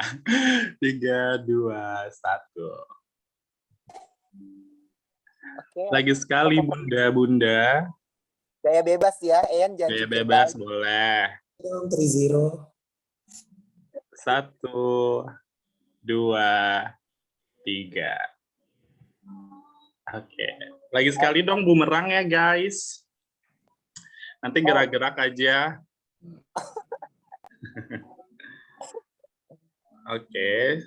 Hitung ya. 1, 2, 3. Oke, sudah. Thank you. Thank you semua. Terima kasih semuanya. Kak Ratri, Kak Bella, terima kasih. Terima kasih semuanya. Terima kasih semua. semuanya. Ya, sehat yang selalu. jomblo boleh DM-an di Instagram It's Me Ean ya. Oke. See you teman-teman. Kita masih ada webinar lagi nggak sih, Agatha? Jangan dulu, Allah. Masih tunggu kabarnya di Instagram @intimuda_indonesia. Kita akan share lebih banyak webinar, teman-teman. Thank you Davi, Aisbian. See you di Aku nggak shelter. di-thank you-in. Thank you Agatha, I love you so much. Thank you Bella. Thank you. Lagu enggak, Bel? Thank you, Lagu enggak? Rin. Oh iya, thank you semuanya deh. Baik, terima kasih semuanya. Aku akhiri ya. Oke, bye. Bye.